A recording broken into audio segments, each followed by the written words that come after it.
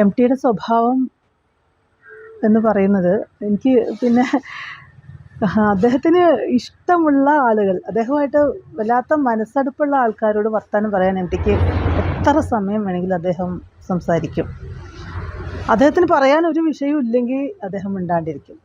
പിന്നെ അദ്ദേഹം man of മൂഡാണ്. അദ്ദേഹത്തിൻ്റെ മൂഡ് നല്ലതാണെങ്കിൽ അദ്ദേഹം ഒരുപാട് വർത്തമാനം പറയും. അത് ഓരോ ആളോടും പറയുന്ന വർത്തമാനം ഓരോ ടോപ്പിക്കായിരിക്കും. എന്ന് വെച്ചാൽ ആ ആളുടെ താല്പര്യം എം ടി എപ്പോഴും പരിഗണിക്കും. ഇപ്പോൾ കാരശ്ശേരി മാഷോടൊക്കെ, എൻ്റെ പ്രൊഫസറാണ് കാരശ്ശേരി മാഷ്, എൻ്റെ ഗുരുനാഥനാണ്. ഞാനും എം ടി എന്നുള്ളൊരു ലിങ്കും കൂടിയാണ് കാരശ്ശേരി മാഷ് എന്ന് വേണമെങ്കിൽ പറയാം. അപ്പോൾ കാരശ്ശേരി മാഷോടൊക്കെ എത്രയോ മണിക്കൂർ വർത്തമാനം പറയുന്നത് എനിക്കറിയാം. അദ്ദേഹം പറഞ്ഞിട്ടുണ്ട്. കാറിലൊക്കെ പോകുമ്പോൾ അദ്ദേഹം ഇങ്ങനെ സംസാരിച്ചുകൊണ്ടേ ഇരിക്കും. എൻ്റെ അടുത്ത് പറയുമ്പോഴും എനിക്ക് തോന്നുന്നത് അരമണിക്കൂർ, 3/4 മണിക്കൂർ, 1 മണിക്കൂറൊക്കെ എൻ്റെ അടുത്ത് സംസാരിച്ചിട്ടുണ്ട്. പക്ഷേ എൻ്റെ അടുത്ത് പറയുന്നത് എപ്പോഴും അദ്ദേഹം വീട്ടുകാരിയായിരിക്കും, കുടുംബക്കാരിയായിരിക്കും. കൂടല്ലൂരത്തെ കാര്യങ്ങൾ, അമ്മമാരെ പറ്റിയിട്ട്, അദ്ദേഹത്തിൻ്റെ പേരക്കുട്ടികളെ പറ്റിയിട്ട്, അങ്ങനെ അദ്ദേഹത്തിൻ്റെ സ്നേഹം, സൗഹൃദം, കൂടല്ലൂർ. അപ്പോൾ എനിക്ക് എന്താ വെച്ചാൽ പൊന്നാനി, കൂടല്ലൂർ, അക്കിത്തത്തിനെ പറ്റിയിട്ട്, ഇടശ്ശേരിയെ പറ്റിയിട്ട്, ഞാനുമായി ബന്ധപ്പെടുന്ന കാര്യങ്ങളാണ് ഇടശ്ശേരി, അക്കിത്തം ഒക്കെ, കവിതയുമായി ബന്ധപ്പെട്ട് അത്തരത്തിലുള്ള കുടുംബകാര്യങ്ങൾ ഒരു വീട്ടിൽ കുട്ടിയോട് പറയുന്ന പോലെയാണ് അദ്ദേഹം പറയും. സ്വന്തം മരുമോൾട്ടിയോട്, അല്ലെങ്കിൽ സ്വന്തം ഒരു ചേർത്ത് നിർത്താവുന്ന, അദ്ദേഹം ഒരു തറവാട്ട് ജീവിയാണ്. ഒരുപാട് പെൺകുട്ടികളുമായിട്ട്, അല്ലെങ്കിൽ തറവാട്ടിലെ അവരോട് പറയുന്ന രീതിയിലാണ് പലപ്പോഴും എന്നോട് അദ്ദേഹം പറയാറ്. അദ്ദേഹത്തിനെ ശുശ്രൂഷിക്കാനുള്ളൊരു സ്വാതന്ത്ര്യം എനിക്ക് അദ്ദേഹം തന്നിട്ടുണ്ടായിരുന്നു. ചെല്ലുമ്പോൾ അവളെവിടെ ചോദിക്കും, ഇപ്പോൾ വിളിക്കും. ഇപ്പോൾ വന്നു കഴിഞ്ഞാൽ അദ്ദേഹത്തിന് ചിലപ്പോൾ നഖമൊന്നും വെട്ടിയിട്ടുണ്ടാവില്ല. അപ്പോൾ നഖമൊക്കെ ഒന്ന് വെട്ടി കൊടുക്കുക. കാലുമ്പിലൊക്കെ മരുന്നൊക്കെ ഉണ്ടാവും, ഓയിൻമെൻ്റൊക്കെ വേദന ഉണ്ടെങ്കിൽ അതൊക്കെ ഒന്ന് പറ്റി കൊടുക്കുക. അങ്ങനത്തെയൊക്കെയുള്ള സ്വാതന്ത്ര്യങ്ങൾ അദ്ദേഹം തന്നിട്ടുണ്ട്. ഇടയ്ക്കൊരു ചായ ഉണ്ടാക്കി കൊടുക്കുക, അങ്ങനെയൊക്കെ. അദ്ദേഹത്തിന് ഇഷ്ടമുള്ള ആഹാരങ്ങൾ എനിക്കറിയാം കൃത്യമായിട്ട്. അപ്പോൾ അത് ചിലപ്പോൾ കോഴിക്കോട് കിട്ടാത്തതൊക്കെ ആയിരിക്കും. അപ്പോൾ അതൊന്നും അദ്ദേഹം പറഞ്ഞിട്ട് ചെയ്യുന്ന അദ്ദേഹത്തിന് ഇഷ്ടമല്ല, കണ്ടറിഞ്ഞ് ചെയ്യുന്നതാണ് ഇഷ്ടം. അപ്പോൾ മാണിത്തട്ട് അദ്ദേഹത്തിന് ഇഷ്ടമാണ്, വാഴങ്കൂമ്പ്.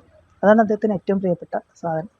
ഇപ്പോഴും എൻ്റെ ഫ്രിഡ്ജിൽ മാണിത്തട്ട് ഇരിക്കുന്നുണ്ട്. ഞാൻ അത് വെച്ചിട്ടില്ല. ഇനി വെച്ചിട്ട് വിളക്കത്ത് വെക്കണം എന്ന് വിചാരിക്കുന്നുണ്ട്. അങ്ങനെയൊക്കെയാണ് നമ്മുടെ വിശ്വാസം. അപ്പോൾ അത് ഞാൻ ഉണ്ടാക്കിയാൽ കൊണ്ട് കൊടുക്കും. അട അദ്ദേഹത്തിന് ഇഷ്ടമാണ്, ഓട്ടട. അപ്പോൾ അദ്ദേഹം വരുന്ന സമയത്ത് ഞാൻ ആദ്യകാലത്തൊക്കെ അദ്ദേഹത്തിന് കഴിക്കാൻ പറ്റുന്ന സമയത്ത് ഓട്ടട ഉണ്ടാക്കി കൊണ്ടു കൊടുക്കുമായിരുന്നു. അപ്പോൾ അതൊക്കെ കഴിക്കും. അങ്ങനെ ഒരു വീട്ടിലെ കുട്ടിയെ പോലെ, സ്വന്തം കുട്ടിയെ പോലുള്ളൊരു വാത്സല്യമാണ് എൻ്റെ അടുത്ത് അദ്ദേഹം എല്ലാ കാലത്തും കാണിച്ചിരിക്കുന്നത്. എന്നോട് മാത്രമല്ല സ്നേഹം, എൻ്റെ മോളോട് എപ്പോൾ ചോദിക്കും, അവളിപ്പോൾ എങ്ങനെയുണ്ട് എന്ന് ചോദിക്കും.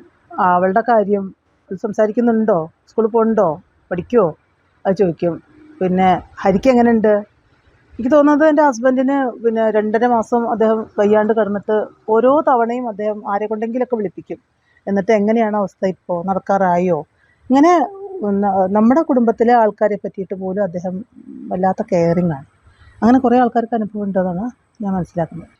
എം ടിയുടെ കഥകൾ, നോവലുകളെന്ന് പറഞ്ഞാൽ ഒരു കാലത്ത് വായനയുടെ എന്താ പറയുക, വായനയിലേക്ക് വരാൻ നാലുകെട്ടൊക്കെ, അത് പ്രത്യേകിച്ച് അതൊന്നും വേറൊന്നായിട്ട് നമുക്ക് തോന്നിയിട്ടില്ല. എം ടിയുടെ കഥകളും എം ടിയുടെ നാലുകെട്ട് പോലത്തെയും അസുരത്ത് പോലത്തെയും കാലം പോലത്തെയും അതൊന്നും നമ്മളിൽ നിന്ന് വ്യത്യസ്ത. കാരണം നമ്മളുടെ ഒരു നായർ തറവാടിൻ്റെ അന്തരീക്ഷം, അത്തരത്തിലുള്ള സ്നേഹങ്ങൾ, അത്തരത്തിലുള്ള പിണക്കങ്ങൾ, ഇതൊക്കെയാണല്ലോ ഉള്ളത്. അപ്പോൾ അതുകൊണ്ട് തന്നെ വേറിട്ടൊരു സംഭവമായിട്ട് നമുക്ക് തോന്നില്ല. നമ്മൾ അതിലങ്ങോട്ട് ലയിച്ചു പോകും. ഇതൊക്കെ ആയിട്ട് നമ്മളെ ഇപ്പോൾ ചാനലുകളിലൊക്കെ ഇപ്പോൾ ആളുകൾ പറയുന്ന പോലെ, എല്ലാ ആൾക്കാരും പറയുന്ന പോലെ, ഇത് നമ്മുടെ വള്ളുവനാടിൻ്റെ എഴുത്തുകാരനാണ് എല്ലാ അർത്ഥത്തിലും. അപ്പോൾ അദ്ദേഹത്തിൻ്റെ സ്നേഹം, അദ്ദേഹത്തിൻ്റെ ധാർഷ്ട്യമൊക്കെ ഉണ്ട്. അദ്ദേഹത്തിൻ്റെ ഈഗോ, അദ്ദേഹത്തിൻ്റെ കരുതൽ, അദ്ദേഹത്തിൻ്റെ ബന്ധങ്ങൾ, അമ്മമാർ, മുത്തശ്ശിമാരുടെ രാത്രി ആയാലും ശരി, ഇതൊക്കെ തന്നെ നമ്മുടെ നിന്ന് വേറിട്ടൊന്നല്ല എന്നുള്ള തോന്നൽ ഉണ്ട്. എം ടിയുടെ ഭാഷ അത് ഗംഭീരമാണ്, പറയാതിരിക്കാൻ പറ്റില്ല. ഇന്നും ഞാൻ എൻ്റെ സ്റ്റുഡൻസിനോടും എന്നോട് സംസാരിക്കുന്നവരോട് ഞാൻ പറയുന്നതാണ്, നിങ്ങളുടെ ഭാഷ കുറുക്കണമെങ്കിൽ നിങ്ങൾ എം ടിയെ വായിക്കുമോ. എങ്ങനെ ഒരു വാക്ക്, ഒരു വരി അപ്പുറത്തേക്കോ ഇപ്പുറത്തേക്കോ തിരുത്താൻ പറ്റില്ല. എം ടിയുടെ ഗദ്യത്തിനെ നമുക്ക് തിരുത്താൻ പറ്റില്ല. അങ്ങനെ ഒരു ഭാഷയാണ് എം ടിയുടെ എല്ലാ കാലത്തും. അത് എം ടിയുടെ വായന തന്നെയാണ്. മാത്രമല്ല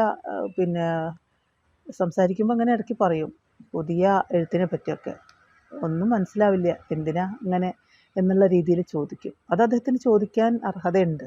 കാരണം എത്ര ചെറിയൊരു കുട്ടിക്കും അല്ലെങ്കിൽ എത്ര പുതിയ വായനക്കാരനും മലയാളം കുട്ടി വായിക്കാൻ അറിയുന്ന ഒരാൾക്ക് പോലും ദുർഗ്രഹമായിട്ടുള്ള ഒരു സാധനവും എം ടി എഴുതിയിട്ടില്ല. ഒറ്റ പുസ്തകവും എം ടി എഴുതിയിട്ടില്ല. എം ടിയുടെ ലേഖനങ്ങളാകട്ടെ, യാത്രാവിവരണമാകട്ടെ, ചെറുകഥകളാകട്ടെ, നോവലാകട്ടെ ഒക്കെ അത് ഒരിക്കലും നമുക്ക് മറക്കാൻ പറ്റാത്ത ഒരു കാര്യമാണ്. പിന്നെ എം ടിയെ പറ്റി പറയുമ്പോൾ ഇപ്പോൾ ബാക്കിയുള്ള എഴുത്തുകാരെയൊക്കെ പറ്റി ഞാനിങ്ങനെ ടി വി കാണുമ്പോൾ അത് ആലോചിക്കുകയായിരുന്നു. സമഗ്രമാണ്.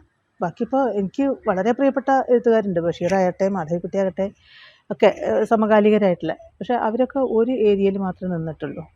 ഇതല്ല, ചെറുകഥയും നോവലും സിനിമയും നാടകവും കവിതയും പാട്ടുപോലും, പിന്നെ ഈ തുഞ്ചൻ പ്രവർത്തനങ്ങൾ, പിന്നെ എം ടി പുറത്ത് പറയില്ല. പക്ഷേ എം ടി ഇങ്ങനെ ഒരുപാട് ആളുകൾക്ക് സഹായിക്കുമെന്ന് എനിക്കറിയാം. കാരണം ഒരു ഘട്ടത്തിൽ എം ടിക്ക് അത് അർഹിക്കുന്നുണ്ട് എന്ന് തോന്നുകയാണെങ്കിൽ എം ടി എന്ത് സഹായം ചെയ്യും. അപ്പോൾ ഒരിക്കൽ എനിക്കൊരു ഓർമ്മ തോന്നുന്നുണ്ട്. കോട്ടയ്ക്കൽ പിന്നെ ചികിത്സയ്ക്ക് വേണ്ടിയിട്ട് കിടക്കുന്ന സമയത്ത് ഞാൻ കാണാൻ ചെല്ലും. ഒരു തവണ 2 തവണ ഞാൻ 15 ദിവസത്തിൻ്റെ ഇടയിൽ കാണാൻ ചെല്ലും. അപ്പോൾ ചില കാര്യങ്ങളൊക്കെ ഇങ്ങനെ പറയും. അപ്പോൾ പറഞ്ഞ കൂട്ടത്തിൽ പറയുകയാണ്, തിരുവനന്തപുരം ഭാഗത്തൊരു പിന്നെ സ്ത്രീ, അവർ രാവിലെ തൊട്ട് വൈകുന്നേരം വരെ അവർ സ്വന്തമായിട്ടൊരു ഹോട്ടൽ നടത്തിയിട്ട് ഭക്ഷണം ഉണ്ടാക്കി കൊടുത്തിട്ട് ജീവിക്കുകയാണ്. അങ്ങനെ അതിൻ്റെ ഇടയിൽ അവർ എം ടിയുടെ പുസ്തകങ്ങൾ വായിക്കുന്നുണ്ട് എന്നാണ് പറഞ്ഞത്. അവർ എം ടിയെ വിളിക്കുകയാണ്. അവർ എഴുതിയിട്ടുള്ള കഥകളോ കവിതകളോ എന്തോ ഒരു പുസ്തകത്തിന് അവതാരിക എഴുതി കൊടുക്കണം എന്നാണ് എം ടിയോട് പറയുന്ന ആവശ്യം. അത് ചെയ്തു എം ടി. കാരണം എന്താ വെച്ചാൽ അത് അത്ര കേമൊന്നും അല്ല എന്ന് അറിയാം, പക്ഷെ അത് ചെയ്യണം. കാരണം അവരങ്ങനെ സർവൈവ് ചെയ്ത് ജീവിക്കുന്ന ഒരു സ്ത്രീയാണ്. അപ്പോൾ അതുകൊണ്ട് അത് നമ്മൾ അംഗീകരിക്കണം എന്ന് പറഞ്ഞാൽ എം ടി അതിന് അവതാരിക എഴുതി കൊടുത്തൊരു കാര്യം എനിക്കറിയാം.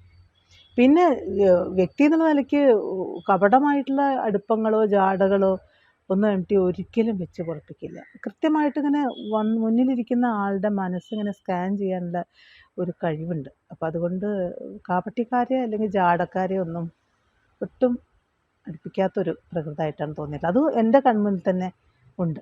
പിന്നെ അവസാന കാലമൊക്കെ ആയപ്പോഴേക്കും പിന്നെ അദ്ദേഹത്തിന് ഈ കുട്ടികളോട് നേരത്തെ വാത്സല്യമുണ്ട്, പ്രകടിപ്പിക്കാൻ അറിയില്ല. കാരണം എന്താ വെച്ചാൽ അദ്ദേഹത്തിന് അങ്ങനെ ഒരു വാത്സല്യം കിട്ടിയിട്ടില്ല. അത് ഞാനിങ്ങനെ ആലോചിക്കും, എനിക്ക് പാവം തോന്നും. കാരണം അദ്ദേഹത്തിൻ്റെ അമ്മ ഇങ്ങനെ ലാളിക്കാറില്ലാത്തൊരമ്മയായിരുന്നു. അദ്ദേഹത്തിൻ്റെ അമ്മയുടെ അതേ സ്വഭാവമാണ് വാസുവേട്ടന്. കാരണം എന്താ വെച്ചാൽ ഞാൻ കേട്ടിടത്തോളം, അദ്ദേഹം പറഞ്ഞിടത്തോളം അമ്മ എപ്പോഴും എം ടി തന്നെ എഴുതിയിട്ടുണ്ട്, അമ്മ എല്ലാ കാര്യങ്ങളും നോക്കുക. വലിയൊരു തറവാടാണ്, കുറച്ച് പൈസയേ ഉള്ളൂ, എല്ലാവരെയും പോറ്റുക, എല്ലാവർക്കും എല്ലാം കിട്ടിയില്ലേ എന്നുള്ള കരുതൽ. അതിൻ്റെ ഇടയിൽ കുട്ടികളെ ലാളിക്കാനോ കൊഞ്ചിക്കാനോ ഒന്നുള്ള ഒരു അവസരം അമ്മയ്ക്ക് ഉണ്ടായിട്ടില്ല. അമ്പലത്തിൽ പോവുക, നേരം വെച്ചാകുമ്പോൾ കുളിക്കുക, ഇതൊന്നുമില്ല. പക്ഷെ അമ്മ ഉള്ളിൽ അവനവൻ്റെ കർമ്മം കൃത്യമായിട്ട് ചെയ്യുന്ന ഒരാളായിരുന്നു. അത് എം ടിക്ക് ഉണ്ട്. എം ടിക്കും അത് ഇത്തരത്തിലുള്ള ബാഹ്യമായിട്ടുള്ള ആചാരങ്ങളോടൊന്നും അത്ര പ്രതിപത്തിയില്ല. പക്ഷെ ഉള്ളിൽ ആഴത്തിൽ പിന്നെ ഉണ്ട് കൊടുക്കുന്ന തമ്മയും അത് ഉണ്ട്. അദ്ദേഹം പറഞ്ഞിട്ടുണ്ടല്ലോ, പിന്നെ ദൈവമില്ല എന്നൊക്കെ ഞാൻ വിശ്വസിക്കാം, പക്ഷെ കൊടുക്കുന്ന തമ്മ ഇല്ല എന്ന് പറഞ്ഞാൽ ഞാൻ സമ്മതിക്കില്ല എന്ന് അദ്ദേഹം പറഞ്ഞതുപോലെ ഇതേ സ്വഭാവമാണ് എം ടിക്ക്. അതുകൊണ്ടാണ് അദ്ദേഹത്തിന് അങ്ങനെ ഒരു വാത്സല്യം പ്രകടിപ്പിക്കാനോ അങ്ങനെ. എന്നാൽ തന്നെയും എനിക്ക് തോന്നുന്ന അവസാന കാലത്തൊക്കെ അദ്ദേഹം കുട്ടികളോടൊക്കെ വല്ലാത്ത വാത്സല്യം അദ്ദേഹം കാണിച്ചിരുന്നു. അദ്ദേഹം സ്നേഹവും വാത്സല്യവും കരുതലൊക്കെ കൊടുക്കാനും കിട്ടാനും ഇഷ്ടപ്പെടുന്ന ഒരാളായിട്ടാണ് ഞാൻ അദ്ദേഹത്തിനെ മനസ്സിലാക്കിയിരിക്കുന്നത്. പിന്നെ കുട്ടികൾക്ക് പുസ്തകം വാങ്ങാൻ വേണ്ടിയിട്ട് പുസ്തകങ്ങൾ തരും. സ്കൂളിലെ കുട്ടികൾക്ക് ഞാൻ കുറേ കാര്യങ്ങൾ കുട്ടികൾക്ക് വേണ്ടി ചെയ്യുന്നുണ്ടെന്ന് അദ്ദേഹത്തിന് അറിയാം. അപ്പോൾ അതിലേക്കൊക്കെ എന്തെങ്കിലുമൊക്കെ തരുമ്പോൾ ഞാൻ പിന്നെ അത് സന്തോഷത്തോട് കൂടിയിട്ട് ദക്ഷിണ പോലെ ഞാനത് സ്വീകരിക്കാറുണ്ട്. അല്ലാതെ ഒന്നും അങ്ങോട്ട് ആവശ്യപ്പെടാറില്ല. പിന്നെ ചിലപ്പോൾ ചില പൊന്നാടകളൊക്കെ അദ്ദേഹത്തിന് കിട്ടും. അതൊക്കെ കൗതുകമല്ലേ, എന്നാൽ കുട്ടിക്ക് കൊടുത്തേക്കാം, അവൾക്ക് പാവാട അടിക്കാം എന്നൊക്കെ പറഞ്ഞിട്ട് അതൊക്കെ തരും. അങ്ങനെ നമ്മളൊരു വീട്ടിലത്തെ കുട്ടി. പിന്നെ കുറേ പുസ്തകങ്ങൾ ആൾക്കാർ കൊണ്ടുവയ്ക്കും. അന്ന് അത് നീ കൊണ്ടുപോയിക്കോ, സ്കൂളിൽ കൊണ്ടുപോയിട്ട് കുട്ടികൾക്ക് കൊടുത്തല്ലോ, അല്ലെങ്കിൽ നീ വായിച്ചോ. അങ്ങനെ ഒരു രീതിയിലാണ് എനിക്ക് എന്നെ സംബന്ധിച്ചോളം. പിന്നെ എം ടി ആരോഗ്യത്തോടു കൂടി ഇരിക്കുന്നത് കാണാൻ എനിക്കിഷ്ടമാണ്. വീണ്ടും വരാനും വർത്തമാനം പറയാനും, എനിക്കൊരു കാരണവരായിട്ട് എൻ്റെ ഒരു അമ്മാവനായിട്ടൊക്കെ എന്നെ ചേർത്ത് നിർത്താനും വാത്സല്യപ്പെടാനും അത് എനിക്കൊരു വലിയ നഷ്ടമാണ്. അങ്ങനെ തന്നെ ഒരാളിനി എനിക്ക് എൻ്റെ ജീവിതത്തിൽ 56 ഇനി ഉണ്ടാവാൻ സാധ്യതയില്ല. അത്ര അധികം കരുതൽ എൻ്റെ വീട്ടുകാരിൽ നിന്നോ കുടുംബക്കാരിൽ നിന്നോ കിട്ടാത്തൊരു കരുതൽ എനിക്കിനി വേറെ ജീവിതത്തിൽ കിട്ടാൻ ഒരു സാധ്യതയും ഇല്ല, ഞാനത് ആഗ്രഹിക്കുന്നില്ല. കാരണം അദ്ദേഹത്തിന് പകരം വയ്ക്കാൻ എനിക്ക് വേറെ ആരും ഇല്ല ജീവിതത്തിൽ. അതിൻ്റെ കാര്യം ഞാൻ തുഞ്ചൻപറമ്പിനെ ഞാൻ ഹൃദയത്തിൽ കൊണ്ട് നടക്കുകയും അതിന് വേണ്ടി സമർപ്പിക്കുകയും ചെയ്തിട്ട് അങ്ങനെ അതുകൊണ്ടാണ് അദ്ദേഹത്തിൻ്റെ ജീവനാ തുഞ്ചൻപറമ്പ്. അപ്പോൾ അതിനുവേണ്ടി ജീവൻ കളയാൻ തയ്യാറുള്ളവർ അദ്ദേഹം ചേർത്ത് നിർത്തും. അവിടെ എല്ലാവരെയും അങ്ങനെ തന്നെയാണ്. അതാണ്. പക്ഷെ അദ്ദേഹം ഇങ്ങനെ കിടക്കുന്നത് എനിക്കറിയാൻ ഒട്ടും താല്പര്യമില്ലായിരുന്നു. അങ്ങനെ കിടന്നിട്ടുള്ള ഒരു എം ടി നമുക്ക്